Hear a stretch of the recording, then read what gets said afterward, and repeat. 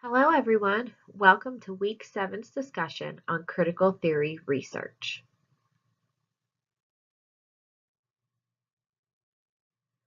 As part of this learning experience, it is hoped that you will be able to discuss what critical theory is and the purpose of critical theory research, summarize the history and significant events of critical theory research, identify key components of critical theory research, and finally, relate critical theory research to nursing education. So what is critical theory? When doing a search, you will find many different or varying phrases for the term. You can find just plain critical theory research, or commonly you'll find critical social theory, or even critical ethnography. Now, if you remember, critical ethnography branches off from Bonnie's discussion that we had in week 4 regarding just general ethnography. More detail regarding critical ethnography will be provided later in this presentation. So the general principles of the theory include examining socially defined boundaries, where Strupper and Carpenter, though, bring a slightly different variation by stating that critical theory identifies oppressed populations and enhances self-reflection. So the purpose of this theory, or what its key principles include, is trying to examine social norms and social constructs and enhancing the person or the participant's own self-reflection, as stated, into how does this fit and what barriers are potentially applied because of that social norm. When looking at nursing and how this theory applies, Munhall tries to look at the social norms and the values that impact the profession, and then further, how does that potentially impact patient care? Reviewing the background or history of critical theory provides some insight into the key principles. Critical theory stems from a postmodernism era and is actually closely related to feminism, or our upcoming discussion on feminist theory. The goal or aim is to allow and encourage multiple points of view, or encourage others to speak up and speak out. It actually began with Marxist German scholars in the 1920s. There is a first generation that originated from the Institute for Social Research in Frankfurt, Germany. This focused on emancipation and looking at unrestricted knowledge and political views. So while Marx focused on struggles of power and oppression, the second generation in the 1960s that arose from theorist Jürgen Habermas, he focused on self-reflection that looked at potential beliefs and views that were imposed by society that could have led to specific actions and norms. He then looked at communicative action, looking at removing cultural and language barriers to hopefully achieve a one voice approach, and then hopefully looking at symbolic meanings of this one voice approach.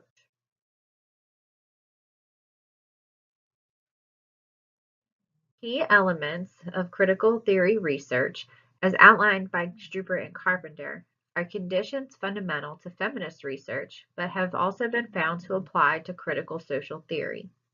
They include that the research is focused on the experience of the population and that the truths are as told by the individual or the participant.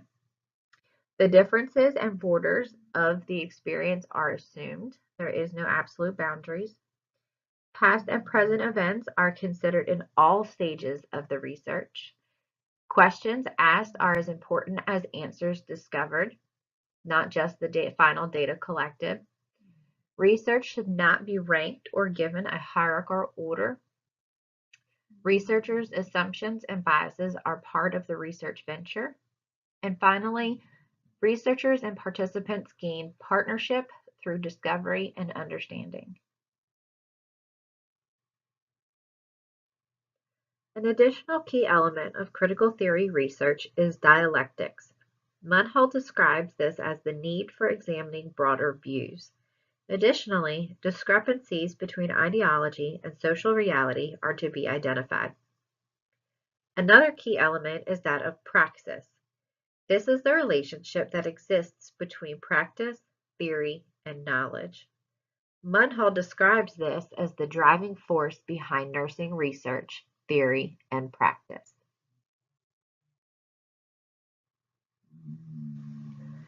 Pollitt and Beck offer a great comparative table evaluating traditional qualitative research to critical research. Some of the biggest differences include the critiquing and transformative nature of critical research, as well as a focus on historical events and aspects. However, you'll see that they both rely heavily in their methods on dialectic or didactic information received from participant interaction.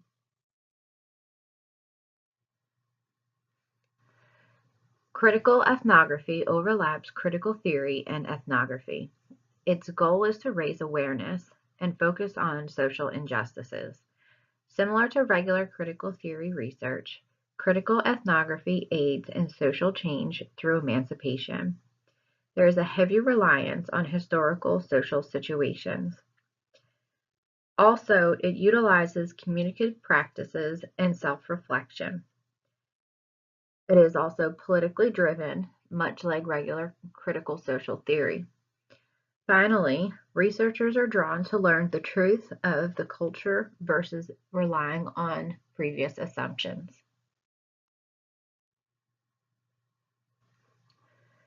Phil Francis Karspekin is a professor specializing in social theory and ethnographic research. He created 5 stages for completing critical theory research. They can occur in no particular order, however. If they do occur in order, you want to consider that the first 3 are part of a critical analytic model, wherein the last 2 aim to discover routines and relationships. Now again, Karspekin points out that with these stages, they can be cyclical. However, some researchers may rearrange depending on the process of their research. Again, some researchers can even move through one stage and on to the next, but then go back again to a previous stage. So I did not put these in any particular order as far as being in a cycle or going back and forth, because they can just be random dependent on the process that the researcher follows, as it's guided really as however the researcher, the participants, or the population lays it out for however the process is going to continue.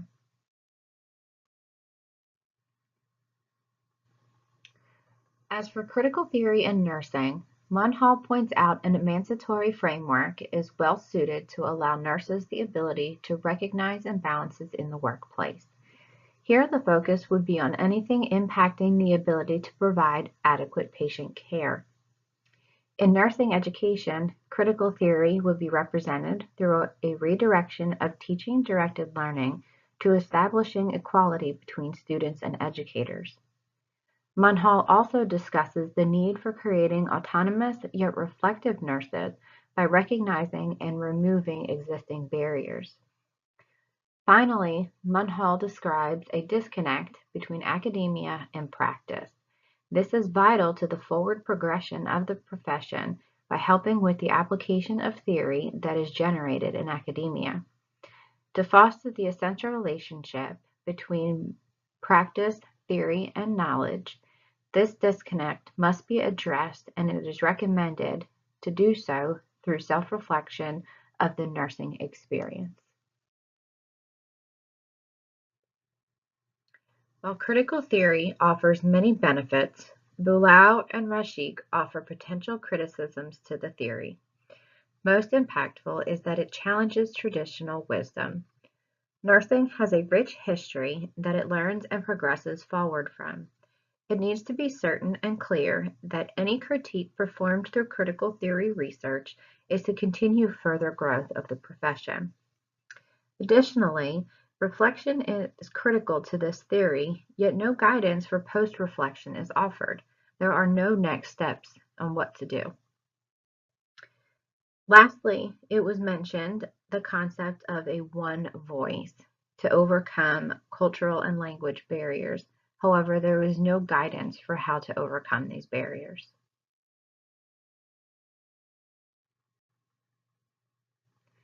The discussion assignment for this week includes using the article by Bilal and Rashik and review the section entitled Nursing Education. In this section, there's a list of questions. Choose one question and post a one-page response answering one of those questions, reflecting on your current education practice as it may relate to the principles of critical theory. Post your response to the Discussion 7 discussion board by Sunday, April 15th at 11:59 p.m. Respond to at least one peer by Tuesday, April 17th at 11:59 p.m. I hope you enjoyed this presentation, and if you have any questions, please let me know by posting on the Discussion 7 discussion board. Thank you.